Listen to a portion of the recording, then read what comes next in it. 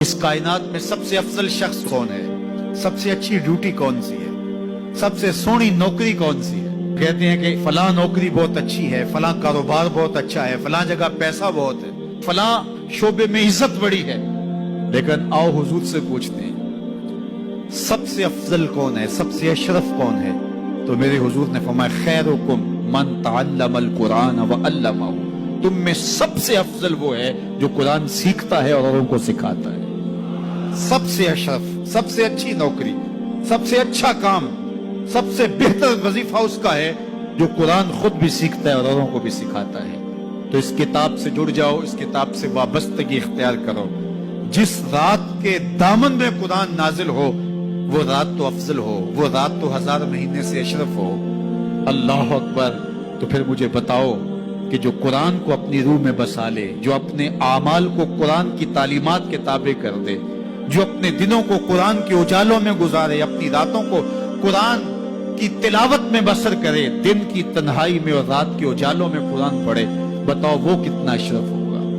اس لیے میرے اور آپ کے آقا و مولا نے فرمایا راتوں کی تنہائیوں میں اٹھ کے قرآن پڑھا کرو اور قرآن پڑھتے ہوئے رویا کرو، اور اگر رونا نہ آئے تو رونے کی کوشش کیا کرو، کوشش کیا کرو، دقت پیدا ہو جائے تمہیں قرآن کی تلاوت کرتے کرتے۔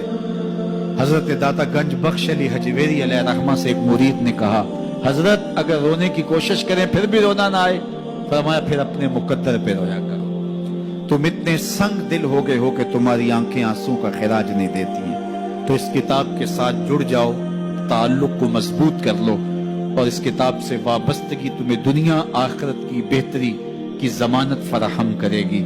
اور یہ کتاب زندہ ہے، اس کا پیغام کبھی فرسودہ نہیں ہوا، اس کا پیغام کبھی پرانا نہیں ہوا، ہر دور کے تقاضوں سے یہ کتاب ہم آہنگ ہے، اور یہ کتاب ہر شخص کی ضرورت کی کفالت کرتی ہے۔ اور پھر اللہ نے اس کو اتنا آسان کیا ہے، اتنا جامع بنایا ہے کہ ہر طبقہ زندگی کے شخص کے لیے قرآن کافی ہے، ہر شخص کی ضرورت کا کفیل ہے۔ اس کو ایک عام شخص پڑھے تو اس کو بھی نور ملتا ہے، ایک نقطہ بھی شخص اس قرآن کا مطالعہ کرے تو اس کو بھی روشنی ملتی ہے، ایک فلسفی پڑھے تو محروم وہ بھی نہیں ہوتا۔ جو بھی اس قرآن سے پڑھے، دیکھیے کچھ کتابیں ایسی ہوتی ہیں وہ بچوں والی ہوتی ہیں، جو پڑھے لکھے لوگ ہیں ان کی کوئی دلچسپی وہاں نہیں ہوتا، الف انار اور بے بکری میں انہیں کوئی دلچسپی نہیں ہوتی، اور جو بڑی کتابیں ہیں بچوں کی سمجھ سے ورا ہوتی ہیں۔ لیکن یہ واحد قرآن ہے، جس طبقے کا شخص بھی پڑھے، ان پڑھ پڑھے تو اس کو بھی نور ملے۔ میں دیکھتا ہوں تلاوت چل رہی ہوتی ہے اور تلاوت عربی میں ہے، اور بندہ عربی جانتا نہیں ہے وہ بھی جھوم رہا ہوتا ہے، اس کو بھی حظ مل رہا ہوتا ہے۔ یہ کتاب ہر طبقہ زندگی کو روشنی دیتی ہے، یہ قیامت تک آنے والی انسانیت کے لیے رشد و ہدایت کا صحیفہ ہے۔ اس کتاب سے جڑ جانے سے بلندیاں نصیب ہوتی ہیں۔ جس رات کو یہ کتاب اترے وہ رات تو لیلۃ القدر کہلائے، اور جو شخص اس کتاب سے وابستہ ہو جائے اور اس کتاب کو اپنی روحوں میں سمولے، وہ ذی قدر کیوں نہیں ہوگا، وہ عزت کا مالک کیوں نہیں ہوگا، وہ شانوں اور عظمتوں کا مالک کیوں نہیں ہوگا۔ تو آئیے میں اور آپ اس رات کی ان خوبصورت پہنائیوں کے اندر اور ان حسین لمحوں کے اندر کتاب اللہ کے ساتھ جڑنے کا عزم کر کے اللہ کے حضور دعا کے لیے ہاتھ پھیلائیں کہ اے اللہ ہمیں اس کتاب کے ساتھ جوڑ دے۔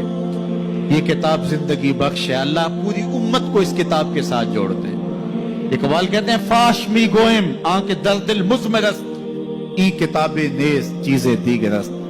جو میرے اندر چیز چھپی ہوئی ہے اس کو کھل کے اگر بتاؤں، یہ کتاب نہیں، یہ کوئی اور ہی شے ہے، یہ زندگی بدل شے ہے، یہ حیات ساز کتاب ہے، یہ زندگی کو روشنی اور اجالوں سے بھر دینے والی کتاب ہے، یہ پستیوں سے اٹھا کے بلندیوں تک پہنچانے والی کتاب ہے، اس کا حرف حرف روشنی ہے، اس کا لفظ لفظ اجالا ہے، یہ زندگی کو زندگی کا حقیقی نور دینے والی کتاب ہے۔ اس سے جڑنے والے کبھی محروم نہیں ہوتے، سرخرو اور سربلند ہوتے ہیں۔ اللہ ہمیں اس کتاب رحمت سے جڑنے کی اور جڑے رہنے کی توفیق عطا فرما، اور اس امت کو اس کتاب کے ساتھ وابستگی اللہ نصیب کرے۔